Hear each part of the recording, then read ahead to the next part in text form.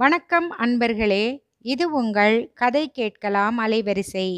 இன்னைக்கு நம்ம கேட்க போற கதையோட தலைப்பு முற்றும் துறந்தவன். எழுதியவர் அனுராதா ரமணன் அவர்கள். வாங்க கதை கேட்கலாம். அவளுக்கும் வயசு விஷம் போல ஏறிட்டே போறது மூர்த்தி. கொஞ்சம் முன்னே பின்னே இருந்தாலும் பரவாயில்லை.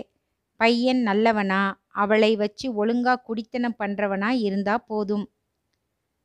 நான் தான் நம்ம கோபாலன் பையன் ரகுவை பார்க்கலாம்னு சொன்னேன். நீ என்னமோ என் பொண்ணு கழுத்துல 3 முடிச்சு போட அந்த மன்மதனே வருவான்னு சொன்னேன். ரகுவோட ஜாதகத்தை 2 தரம் எடுத்து கீழே வச்சிட்டேன். பரவாயில்லை, 3வது தடவை ஜாதகத்தை எடு. கோபாலன் கிட்ட பேசு. இந்த சித்திரையில முடிச்சிடுவோம். அண்ணனும் தங்கையுமாய் பேசி என்னமோ மாட்டை, அதுவும் கிழட்டு மாட்டை ஓட்டி விடுவது போல தன்னை கோபாலனின் பிள்ளையிடம் தள்ளிவிட்டு விட்டதாகத்தான் புவனா நினைத்தாள். கல்யாணத்துக்கு முன்பே எத்தனை அழுதாள் அவள். அம்மா, எனக்கு இவன் வேண்டாம். 5ஆம் கிளாஸ் கூட பாஸ் பண்ணலே. கண்ணை திறன்னா வாயை திறப்பான். சும்மாவாவது வக்கீல் வீட்டுக்கு போய் எடுபிடி வேலை செஞ்சுட்டு 1000 ரூபாய் சம்பாதிச்சுட்டு வர்றதெல்லாம் ஒரு உத்தியோகமா? அம்மா நாகு மகளை கீழ்பார்வை பார்த்தாள். அந்த பார்வையை நேரில் சந்திக்க முடியாமல் தலை குனிந்தாள் புவனா. ஆமா, அவன் எடுபிடி. இங்கே என்ன வச்சு வாழறது? நான் அடுப்படி வேலைக்கும் கல்யாண சீர்பட்சணம் செய்யவும் போறேன். வக்கீல் வீட்டு எடுபிடி இல்லாம வக்கீல் பையனே கிடைப்பான்னு மட்டும் தப்பு கணக்கு போடாதே. ச்சே, அம்மா பொல்லாதவள். கொஞ்சம் கூட இரக்கமே இல்லாமல் எப்படி குத்துகிறாள்? ஏன் வக்கீல் பையனை கல்யாணம் செய்யக்கூடாதா? அந்த பாக்கியம் ஒரு சமையற்காரி பெண்ணுக்கு கிடைக்கக்கூடாதா? நீதான் அடுப்படி, நான் ஓரளவுக்கு படிச்சு சுமாரான வேலையில் இல்லையா? நான் ஆசைப்படக்கூடாதா? மனசு நினைத்து நினைத்து பொறுமியதே தவிர இதையெல்லாம் வாய் திறந்து சொல்ல புவனாவுக்கு தைரியமில்லை. காரணம் மூர்த்தி மாமா. நாகலட்சுமி புவனாவை 8 வயசு குழந்தையாக கையில் பிடித்து கொண்டு பிறந்த வீட்டுக்கு வந்தவள்தான். குழந்தையோட அதிர்ஷ்டம் அப்பனை. மூர்த்தியின் மனைவி வெடுக் லட்சுமி. 4 வார்த்தை பேசினால் அதில் 3 தேள் கொட்டலாக இருக்கும்.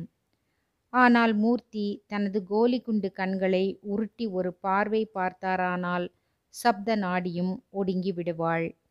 அந்த மூர்த்திதான் திரு திருவென விழித்து கொண்டு நின்ற புவனாவை அருகில் அழைத்து மடியில் உட்கார வைத்து கொண்டார். அவ அப்படித்தான் சொல்லுவா. அவ மட்டுமில்ல, இந்த ஜனங்களுக்கு விவஸ்தையே கிடையாது. யார் எதை பேசினாலும் நீ காதிலேயே போட்டுக்கப்படாது. இப்படி சொன்னவர்தான் புவனாவின் 25 வயசில் அவளை நடுக்கூடத்தில் நிற்க வைத்து இதையும் சொன்னார். ஏண்டி, வக்கீல் பையன் ஆனந்துக்கு நீ லெட்டர் போட்டியா? வாயை திறந்து சொல்லேன். இடிச்ச புலி மாதிரி நின்னா எப்படி? லவ் லெட்டர் வேண்டி இருக்கா உன் முகரக்கட்டைக்கு? வக்கீல் வேணுமானா வாயை திறக்காத மனுஷர். அவர் பெண்டாட்டி என்னை பேசியிருக்கா பாரு, ஒரு பேச்சு, தூக்கு போட்டுட்டு தொங்கலாம். அது என்னடி கத்தரிக்கா காதல்? அவன் அமெரிக்கா போக போறான் தெரியுமா? அவன் ஆம்பளடி. இங்கே இருந்து அமெரிக்கா போய் சேர்றதுக்குள்ள 1000 பொண்களை காதலிப்பானாயிருக்கும். நீ எல்லாம் அவனுக்கு மூக்கை சிந்திர கர்ச்சீப். மூர்த்தி நல்லவர், மானஸ்தர். வக்கீல் பரசுராம் வீட்டில் குமாஸ்தாவாக இருக்கிறார். வாசல் ஆபீஸ் அறையை தாண்டி கொல்லைக்கட்டு வரையில் போய் வர அவருக்கு சுதந்திரம் உண்டு என்றால். மாமா, கொஞ்சம் நில்லுங்க. உள்ளே லேடிஸ் எல்லாரும் சாப்பிட்டு முடிக்கலே. திடீர்னு நீங்க போய் நின்னா என்னைத்தான் கோவிச்சுப்பாங்க. ஏண்டா ரகு, பொம்மநாட்டி சாப்பிடறான்னு சொல்ல மாட்டியான்னு? இப்படி தடுத்து நிறுத்தக்கூடிய அளவுக்கு சுதந்திரமும் உரிமையும் உள்ளவன்தான் இந்த ரகு. அவனுக்குத்தான் கடைசியில் தன் தங்கை மகள் புவனாவை தாரை வார்த்து கொடுத்தார் மூர்த்தி. ரகு, புவனாவை நீ சின்ன வயசுல இருந்து பார்த்துட்டு தான் இருக்கே. கை கொள்ளாத காரியம், வாய் நிறைய பாட்டு. பிபிஏ படிச்சுட்டு வேலைக்கு போறா. ஆனா என்ன பண்றது, வயசு கோளாறு. வக்கீல் சாரோட 2வது பையனோட உனக்குத்தான் தெரியுமே, நீதானே சரியான நேரத்தில் போய் பிடிச்சே. அதெல்லாம் நமக்கு ஒத்து வராதும்மான்னு சொல்லி அடக்கி வச்சிருக்கேன். நீ மட்டும் தயவு பண்ணி அவ கழுத்துல 3 முடிச்சு போட்டியானா உன் கைய காலா நினைச்சு பிடிக்கிறேன்டா. மானம் போறது. ஐயோ! என்ன மாமா பெரிய பெரிய வார்த்தையெல்லாம் சொல்லிண்டு, கட்டுடா தாலியன்னா ஆர்டர் போடாம. அவன் சோழிப் பற்கள் தெரிய சிரித்தான். அதெல்லாம் மனசார காதலித்தவனை மறந்து இன்னொருவனுடன் வாழ்க்கையை பிணைத்துக் கொள்வது என்பது லேசுப்பட்ட விஷயமில்லை. மனசு எங்கோ எவனுடனோ இருக்கையில் வேறொருவனின் சட்டை துணிமணிகளை துவைத்து இஸ்திரி போட்டு அவனுக்காக வெந்நீர் விளாவி அவனுக்கு பிடிக்குமே என்று கத்தரிக்காயை சிதம்பரம் கொச்சு பண்ணி கொண்டிருப்பதெல்லாம் கதைகளில் வேண்டுமானால் நடக்கும். நிஜ வாழ்வில் ரொம்பவும் கஷ்டம். புவனாவுக்கும் ரகுவுக்கும் திருமணமாகி இந்த 5 வருடங்களில் அவள் அவனுக்காக ஒரு துரும்பை தூக்கி போட்டதில்லை.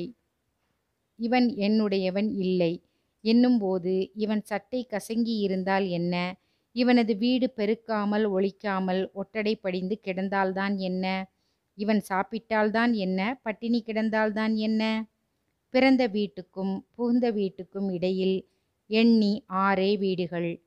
பெண்ணை அவமான சகதியிலிருந்து மீட்டதற்காக புவனாவின் தாய் நாகுதான் 2 வீட்டுக்கும் நடுவில் அல்லாடி கொண்டிருந்தாள். மூர்த்தி புவனாவை பார்க்கும் போதெல்லாம் நொந்து போய் சொல்லிக் கொள்வார். அந்த ரகுவோட அப்பா கோபாலன் பையனோட கல்யாணத்துக்கு முந்தியெல்லாம் திண்ணையில உட்கார்ந்திருப்பவர். தெருவில் நான் நடந்து போனா விசுக்குன்னு எழுந்து நிற்பார். இப்பெல்லாம் திண்ணையில உட்கார்ந்தபடியே விசிறிக்கட்டையால முதுகை சொரிஞ்சிட்டே அண்ணாந்து மேலே பார்க்கறார். இல்லாட்டி தரையில முகத்தை நட்டுக்கிறார். எல்லாம் நம்ம சரக்கு இருக்கிறபடிதானே மரியாதையும் இருக்கும். ஏதோ பாவம் ஒரு அப்பிராணி கிடைச்சான். இவளை தூக்கி தலையில வச்சிட்டு ஆட.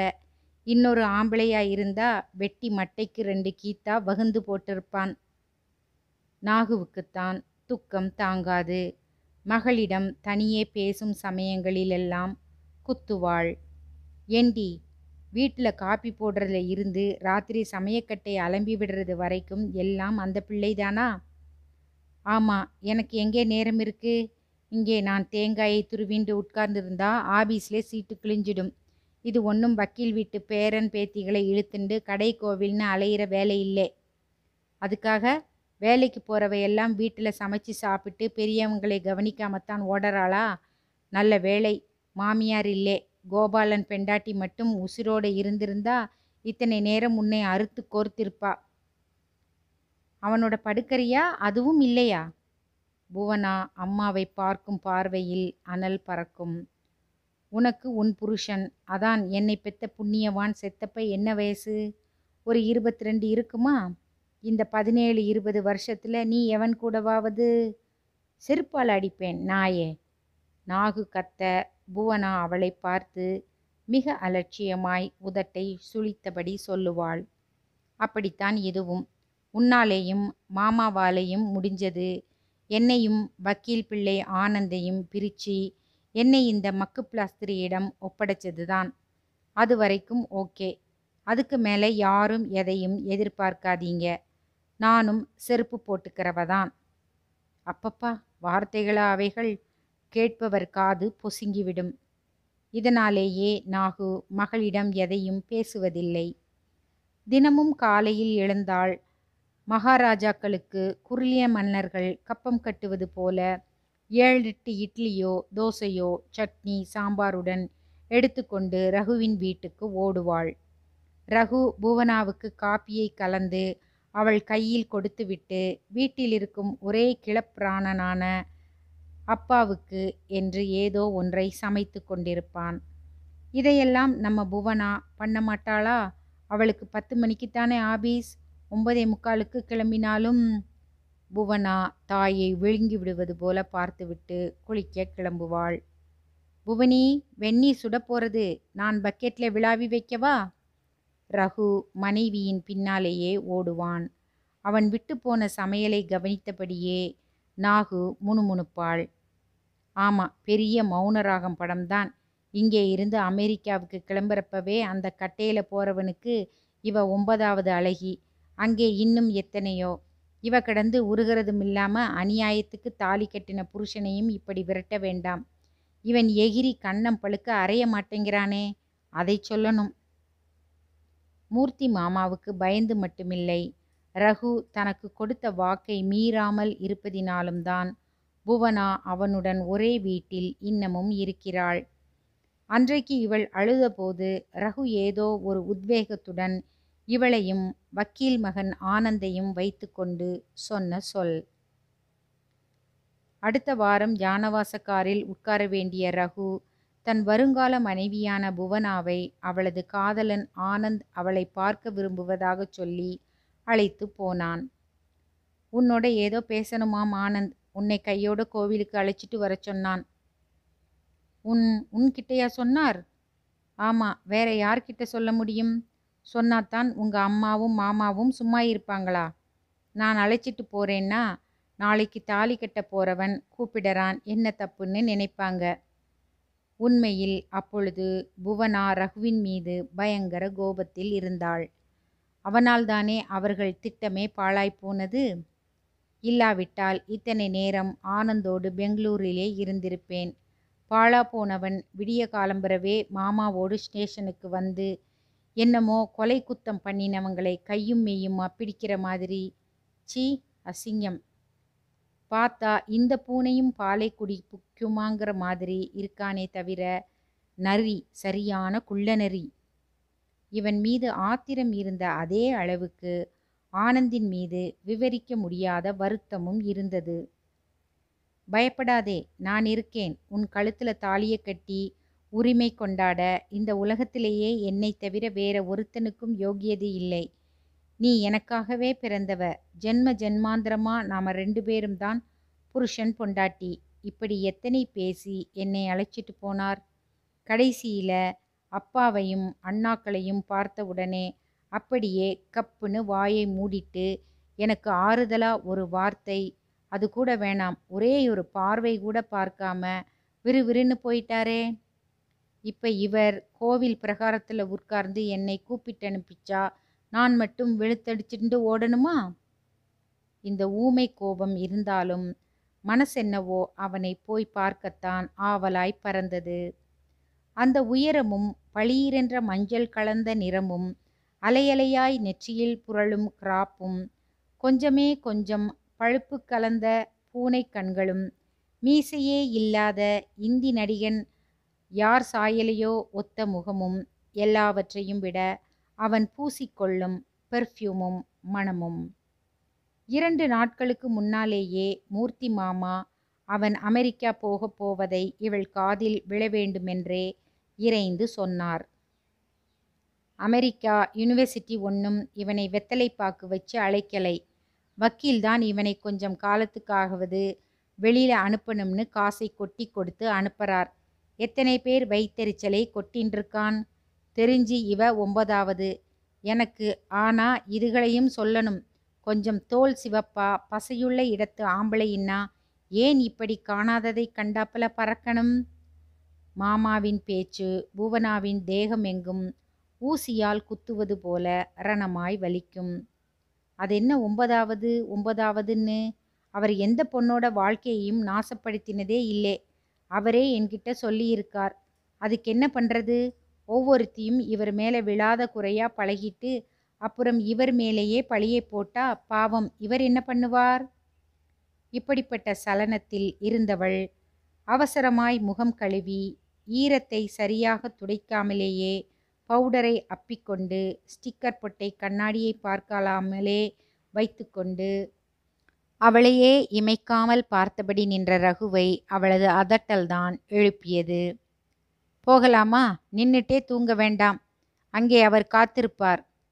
அவன் பேசாமல் நடந்தான். தெருவில் தெரிந்த பேர்வழிகள் எல்லாரும் ஒரே மாதிரி கேட்டார்கள். என்னடா, உட்பியை அழைச்சிட்டு ஜாலியா கிளம்பிட்டியா? அவன் மையமாய் புன்னகைத்து தலையசைத்தான். கோவில் பிரகாரத்தில் நந்தியாவட்டை செடி பம்மி படர்ந்திருந்த இருட்டு மூலையில் நின்றிருந்தான் அவன். ரகு, நான் அவளோட கொஞ்சம் பேசணும். நீ போய் சாமி தரிசனம் செஞ்சுட்டு வாயேன். இப்படி சொன்னவனை பார்த்து அகலச் சிரித்து இரு கைகளையும் தலைக்கு மேல் தூக்கி ஆட்டியபடியே சொன்னான் ரகு. இத பாருடா, என்ன பேசுறதானாலும் இங்கேயே வச்சு பேசு. நான் ஒன்னும் சொல்ல போறதில்லே. உன் கூட இவ பேசுறதுல எனக்கு வெறுப்போ பொறாமையோ ஏற்பட போறதில்லே. இன்னைக்கு இல்லே, எப்பவும் ஏற்படாது. எப்ப வந்து நீ கேட்டாலும் பின்னமில்லாம தூக்கித்தர நான் தயார். ஆனா நீ முறைப்படி அக்னி சாட்சியா வாங்கிக்கணும். என்னை நீ நம்பலாம். இது இங்கே இருக்கிற மருந்தீஸ்வரர் திரிபுர சுந்தரி மேல சத்தியம்டா. ஆனந்த் அப்படியே திகைத்து நின்றான். சிறிது நேரம் புவனாவின் கைப்பிடித்து நின்றவன் தழைந்த குரலில் கூறினான். சீக்கிரமே வந்துடுவேன் புவனா. உன் கல்யாணத்துக்கு முன்கூட்டியே என் வாழ்த்துக்கள். புவனாவின் கன்னங்களில் நீர்க்கோலங்கள். இப்படி சொன்னா எப்படி? அதற்கு அவன் பதிலளிக்காமலேயே விடைபெற்றான். சீக்கிரம் வந்துடுவேன் இப்படி சொல்லி போனவன் 5 வருடங்களுக்கு பிறகு இப்பொழுதுதான் வரப்போகிறான். அதுவும் அவன் தந்தை பரசுராமின் 80வது பிறந்த நாளுக்கு. நடுவில் ஆனந்த் குடும்பத்திலும் சரி, புவனாவின் வீட்டிலும் சரி நிறைய மாற்றங்கள். ஆனந்தின் தங்கைகளுக்கும் கடைசி தம்பிக்கும் திருமணங்கள் ஒன்றன் பின் ஒன்றாய் நடந்தேறின. பெரியவனின் மனைவி கர்ப்பப்பை ஆபரேஷனை செய்து கொண்டாள். வக்கீல் சம்சாரம் மகன் வராத துக்கத்தில் கொஞ்ச நாட்கள் சித்தம் கலங்கினாற்போல இருந்தாள். பாதிச் சாப்பாட்டின் போதே இலைக்கு பக்கத்தில் படுத்து தூங்குவாள். 1/2 மணி நேரம் தூங்கிய பின் எழுந்து ரசம் சாதத்தை தொடர்வாள். வீட்டுக்குள் யார் வந்தாலும், யாரது, ஆனந்தா, என் கண்ணே என ஆர்ப்பாட்டமாய் ஆரம்பிப்பாள். பரசுராம் கோர்ட்டுக்கு போவதை விடுத்து வீட்டிலிருந்தபடியே தனது ஜூனியர்களை மேய்த்து கொண்டிருந்தார்.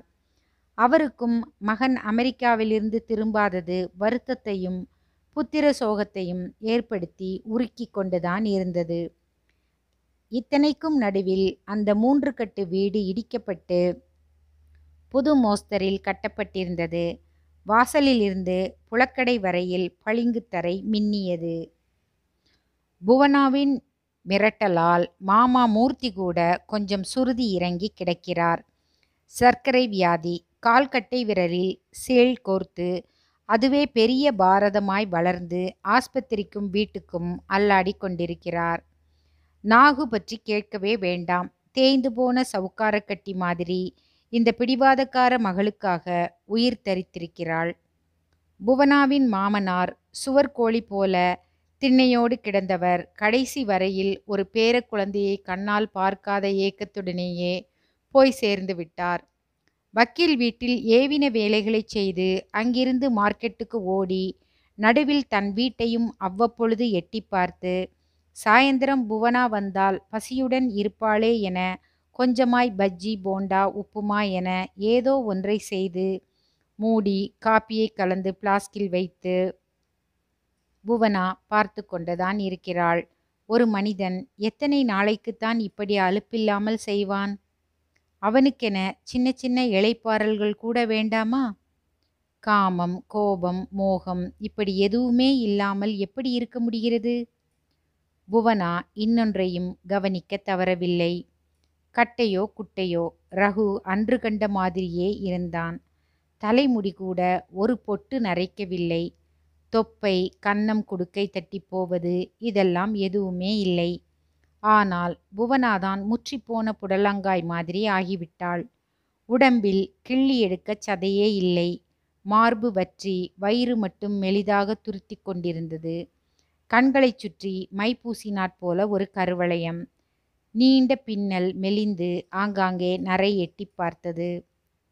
அன்று வக்கீல் வீட்டில் சுமங்கலி பிரார்த்தனை என்று அழைத்ததினால் போனவள் ஆனந்தின் தங்கை கேட்ட கேள்வியில் குன்றியே போனாள். யாரு, புவனாவா? என்னடி இது, அரிசி பானையில் போட்ட மாம்பழம் மாதிரி இப்படி சுருங்கி போயிட்டே? மெனோபாஸ் ப்ராப்ளமா? திக்கென்றாகிவிட்டது புவனாவுக்கு. வீடு வந்து சேர்ந்த பின் ரகுவிடம் காச் மூச்சென கத்தி கொண்டிருந்தாள். கட்டையில போறவ எத்தனை திமிர் இருந்தா இப்படி கேட்பா? இவளை மாதிரியா நான்? இவ புருஷன் இவளை தங்க தாம்பலத்துல வச்சு தாங்கு தாங்குன்னு தாங்கறான். இவள் கூச்சலிட்ட போது நாகவும் பக்கத்தில்தான் இருந்தாள். இந்தா, உன் புருஷன் உன்னை தாங்கலையா? அவ வீட்டுக்காரன் தாங்குறான்னா அவனுக்கு அவ பொண்டாட்டியா, அவன் குழந்தைகளுக்கு தாயா இருக்கா. அவ அப்படி இருக்கிறதுனாலே அவனும் அதுக்கேத்த மாதிரி இருக்கான். இல்லைன்னா தாங்குவானா? அடிச்சு விரட்டி இருப்பான். இதைச் சொல்லிவிட்டு ரகுவின் பக்கம் திரும்பி சிறிது எரிச்சலுடனேயே சொன்னாள். பொறுமைக்கும் ஒரு அளவு வேணும். இன்னும் எத்தனை நாளைக்கு இப்படி முற்றும் துறந்தவரா இருக்கப் போறீங்க? அவன் தன் சோழிப்பற்கள் தெரிய சிரித்தான். வர்ற வெள்ளிக்கிழமை ஆனந்த் வர்றான். என்னது? தாயை பின்னுக்கு தள்ளிவிட்டு கணவனின் முன்னால் வந்து நின்றாள் புவனா. ஆமா, அப்பாவோட பிறந்த நாளைக்கு வர்றான். இன்னிக்குத்தான் ஃபோன் வந்தது. எல்லாம் வீட்டில் நல்லது நடக்க ஆரம்பிச்சிருக்கிறதுனால தான்னு பெரியவர் அழுதார். சமாதானப்படுத்திட்டு வர்றேன். புவனாவின் முக மாறுதலைக் கண்டு அதில் கொட்டிய வர்ண ஜானங்களைக் கண்டு திகைத்து போனாள் நாகு. அந்த பிள்ளையாண்டான் வந்தாச்சு. இத பாரு, அவனை பார்த்து பேச எல்லாம் முயற்சி பண்ணினே, என் பொணத்தைத்தான் பார்ப்பே. நாகு பாக்கு வெட்டியால் வெட்டினாற் போல சொல்லிவிட்டாள். புவனா பேசவில்லை. இப்பொழுது யார் எதை சொன்னாலும் அதை காதில் வாங்கிக் கொள்கிற நிலையில் அவள் இல்லை.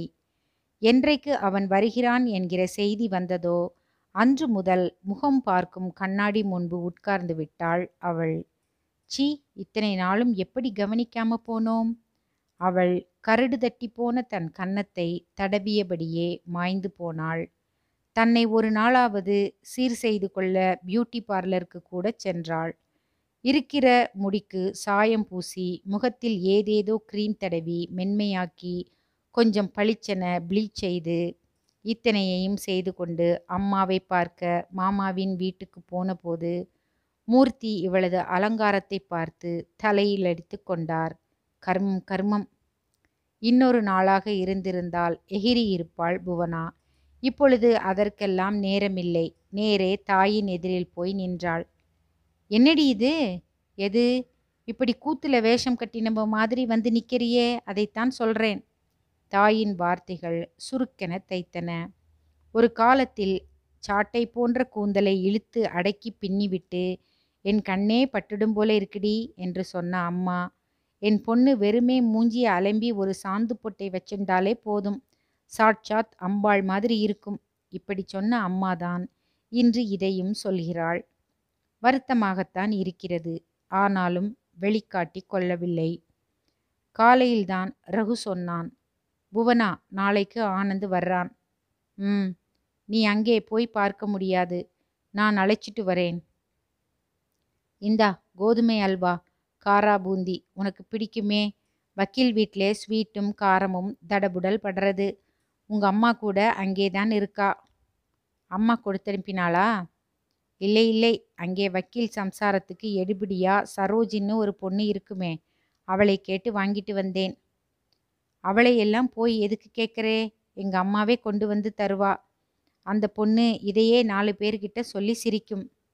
சீச்சி, அந்த மாதிரி பொண்ணு இல்லை அவ. கணவனின் வார்த்தைகள் ரசிக்கவில்லை அவளுக்கு. தன் நிலையை நினைத்து நினைத்து தனக்குள் ஏற்பட்ட சுய பரிவினால் உருகி போகிறாள். வக்கீல் வீட்டில் மற்ற மருமகள்களைப் போல பட்டுப்புடவையும் வளைத்து கட்டிய கொண்டையில் தோட்டத்தில் பூத்த இருவாட்சியும் கழுத்திலும் காதிலும் வைரங்கள் ஜொலிக்க இடுப்பில் சாவிக்கொத்து குலுங்க நெஞ்சை நிமிர்த்தி கொண்டு வளைய வர வேண்டிய தான் எவளோ ஒரு எடுபிடிப்பெண் அனுதாபத்துடன் அளித்த பண்டத்தை, அதுவும் தன் கணவனிடம் கொடுத்ததை சாப்பிட வேண்டிய நிலைமை ஏற்பட்டதே. சாப்பிடு புவனா, நீயே சாப்பிடு, உனக்குத்தானே கொடுத்தா. நான் உனக்குன்னு தான் கேட்டு.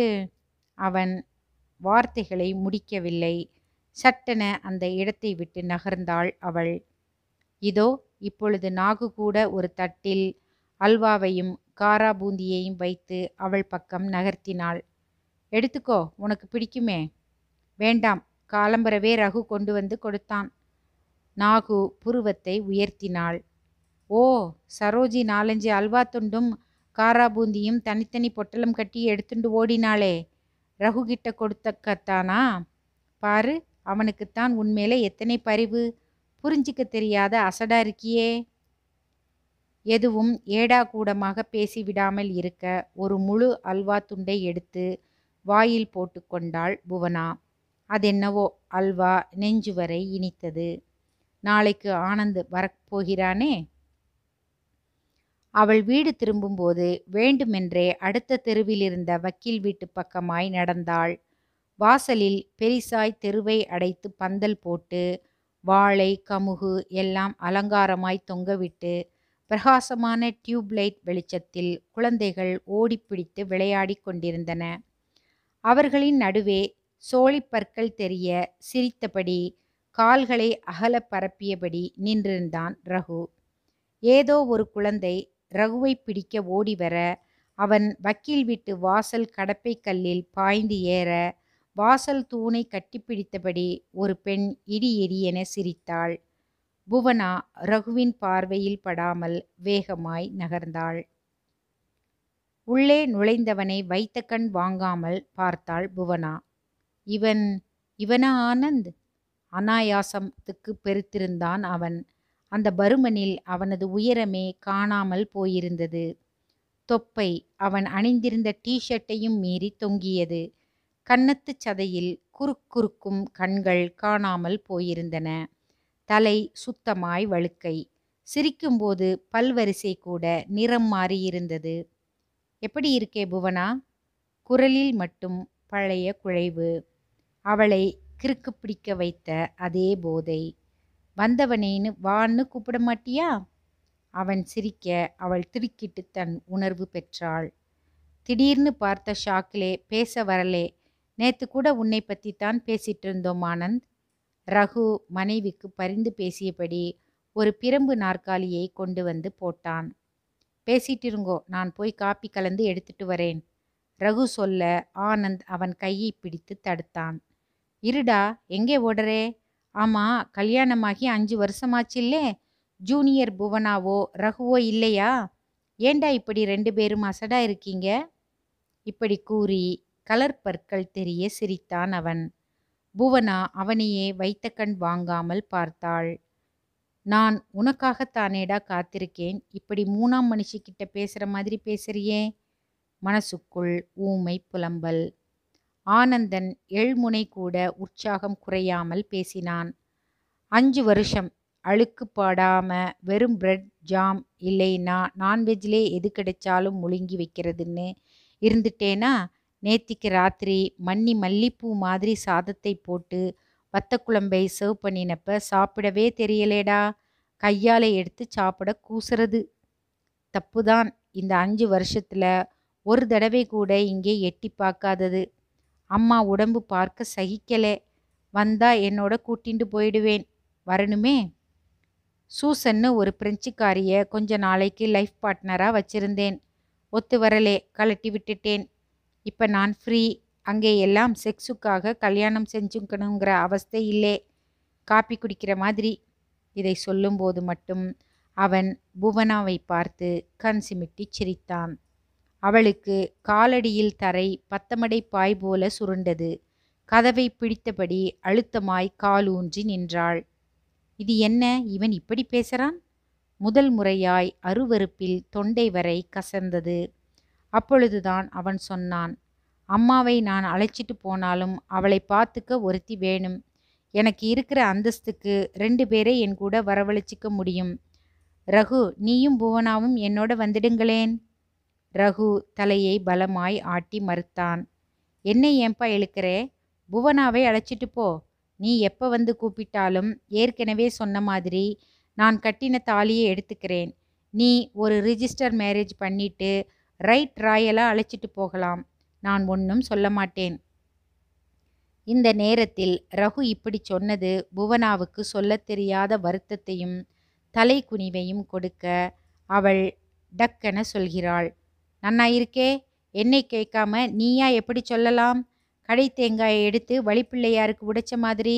அவர் ஒன்றும் என்னை அழைச்சிட்டு போய் குடித்தனம் நடத்த கூப்பிடலே. அவரோட அம்மாவுக்கு ஒத்தாசையாய் இருக்க கூப்பிடுறார். அதுக்கு நான் எதுக்கு? அந்த மாமிக்கு ரைட் ஹேண்டா ஒரு பொண்ணு இருக்காளே, அவளை அழைச்சிட்டு போக சொல்லு. ரோஷத்தில் முகம் சிவந்து வார்த்தைகள் வெடித்தன. யாரு? சரோஜியா? அவ குழந்தை, கல்யாணத்துக்கு பார்த்துட்டு இருக்கா பெத்தவ. இது ரகு. ஆனந்தன் சிரித்தான். புவனாவின் கோபம் அவனை ஒன்றுமே செய்யவில்லை. அவ வரமாட்டா, அவளை பெத்தவங்களும் அனுப்ப தயாரா இல்லே. நீ யோசிச்சு சொல்லு. நாளைக்கு அப்பாவுக்கு சதாபிஷேகம். இந்தா பத்திரிக்கை, கட்டாயம் வரணும். நானே வந்து கூப்பிட்டிருக்கேன். அவன் அவளது கரத்தில் முகூர்த்த பத்திரிகையை திணித்துவிட்டு போய் வெகு நேரம் ஆகியும் அவனது பெர்ஃப்யூம் வாசனை கூடத்தை சுற்றி சுற்றி வந்தது. அன்றிரவு முழுக்க தூங்கவில்லை புவனா. ரகு வக்கீல் வீட்டிலேயே இரவு தங்கப்போவதாக சொல்லிவிட்டு போய்விட்டான். காலம்பர சீக்கிரம் எழுந்து அங்கே வந்துடு, காப்பியை அங்கே குடிச்சுக்கலாம். இப்படி சொல்லிவிட்டு ஓடியவனை இழுத்து பிடித்து நிறுத்தி குறைந்தது 2 மணி நேரமாவது சண்டை போட வேண்டும் போல உடம்பு பரபரத்தது அவளுக்கு. அதென்ன, சத்திரத்து சாப்பாட்டுக்கு அப்பனங்கையர் கிட்ட சீட்டு வாங்குற மாதிரி என்னை அழைச்சிட்டு போக சொல்லி இவன் சொல்லறான். இவன் யார் இதை சொல்ல? அந்த அளவுக்கு மட்டமா போயிட்டேனா நான்? நீ அழைச்சிட்டு போனா என்ன அர்த்தம்? எனக்கு இவ வேண்டாம்னு தானே அர்த்தம்? என்னமோ இத்தனை நாளும் இவன்தான் தன் தலைமையில தூக்கி வச்சுண்டு தாங்கினாப்பல. யோசித்து பார்த்தால் அவன்தான் தாங்கினான் என்பது மெல்ல மெல்ல உரைக்கிறது. ஆமா, சம்பாதிக்கிறேன்னு பேரு. வீட்டுக்குன்னு ஒரு கருவேப்பிலை கொத்துமல்லி கூட வாங்கிறதில்லை. எல்லாம் அவன்தானே. என்னைக்கு அவன் இந்த சுமையை என்னால் சுமக்க முடியாதுன்னு புதையல்னு போட போறானோன்னு நான் பயந்து பயந்து சாகிறேன். அம்மாவின் தளதளத்த குரல். சதாபிஷேக வீட்டுக்கு கிளம்பும் வரையில் மனசு ஒரு நிலையில் இல்லாமல் புரட்டி புரட்டி எடுத்தது. என்றைக்கோ ஆனந்தனிடம் கூறிய வார்த்தைகள்தான். நீ எப்ப வந்து கேட்டாலும் பின்னப்படாம உன் கிட்டையே கொடுத்துடறேன்பா என்பது. ரகுதான் சொன்ன சொல் மாறாமல் இருக்கிறானே என்று சந்தோஷப்பட வேண்டாமோ? அப்புறமும் ஏன் இந்த பாழாய்ப்போன மனசு குறையே கண்டுபிடிக்கிறது? இவள் வக்கீல் வீட்டில் நுழைந்த போது வாசலிலேயே ஆனந்த். வா வா, என்ன இவன் உன்னை விட்டுட்டு வந்துடுறான்? உள்ளே வா. கும்பலும் ஹோம புகையும் சேர்ந்து புவனாவை தடுமாறச் செய்ய முற்றத்தை ஒட்டிய திறந்த வெளியில் பந்தல் போடப்பட்டு டிபன் காபி பந்தி நடந்து கொண்டிருந்தது. மாமா, வெங்கட்டு மாமா, இந்த பொண்ணு இலையிலே கொஞ்சம் கேசரி வையுங்கோ. புகையின் நடுவே ரகுவின் உற்சாக குரல். போரும் போரும், காலங்காத்தலே இத்தனை நெய்யும் ஸ்வீட்டும் சாப்பிட்டு பழக்கமே இல்லை. அவர் அப்படித்தான் சொல்வார். நீங்க போங்கோ மாமா. இப்போது புகை சற்று குறைந்து சரோஜியின் முகம் தெரிந்தது. அதிக ஒப்பனை இல்லாத பளீரென்று ஒரு பார்வையிலேயே நட்பு கொண்டாடும் முகம். ரகு அவளெதிரே மேசை மீது இரு கைகளையும் ஊன்றிக்கொண்டு அவளையே விழுங்கி விடுவதைப் போல பார்த்து கொண்டிருந்தான். ஏய், என்ன நீ? இன்னைக்கு ஒரு நாளைக்கு சாப்பிட்டு வையேன். ஒரு நாளாவது இப்படி இலை போட்டு சாப்பிட்ருக்கியா நீ? எப்ப பாரு வேலைதான். கேசரி வேண்டாம்னா விடு, இன்னொரு வடை போட்டுக்கோ. சட்னி பிரமாதமா இருக்கு. அவள் தடுக்க தடுக்க அவன் ஓடிப்போய் வடையையும் சட்னி தூக்கையும் எடுத்து வந்து இலையை மறைத்த சரோஜினியின் மருதோன்றி சிவப்பேறிய விரல்களை உரிமையுடன் ஒதுக்கிவிட்டு பரிமாற புவனா இமைக்காமல் பார்த்தாள். ரகுவின் விழிகளில் பொங்கிய உணர்வு. அதென்ன காதலா? இப்படித்தானே ஆனந்த் 5 வருடங்களுக்கு முன் தன்னிடம் உருகினான். சரோஜியைப் போல கன்னம் சிவந்து தலை குனியவில்லையானாம். அவள் மலைத்து நின்றாள். முதல் நாள் ரகு கொஞ்சம் கூட கலங்காமல் தன்னை அழைத்து போகச் சொல்லி ஆனந்தனிடம் சொன்னதன் பொருள் கொஞ்சம் கொஞ்சமாய் புரிவது போல். அதே சமயம் மூர்த்தி மாமாவும் வக்கீலும் சேர்ந்து தன் காதலில் மண்ணை அள்ளி போட்டார்கள் என்பதற்காக ரகுவுக்கு தான் எத்தனை பெரிய தண்டனையை அளித்துள்ளோம் என்பதும் புரிந்தது. என்னதான் நாகு தன் மருமகனை முற்றும் துறந்தவன் என்று சொன்னாலும் அது உண்மை இல்லை. இதோ இந்த அன்பும் கவனிப்பும் தான் இன்னமும் இளமையாய் வைத்திருக்கிறது. ரகுவினுள்ளும் ஆசை, காதல், மோகம் எல்லாம் இருக்கிறது. அது ஒன்றும் தப்பில்லையே. என் சுயநலத்துல அடுத்தவனோட தாபமோ ஏக்கமோ புரியவே இல்லையே. என்ன மனுஷினான்?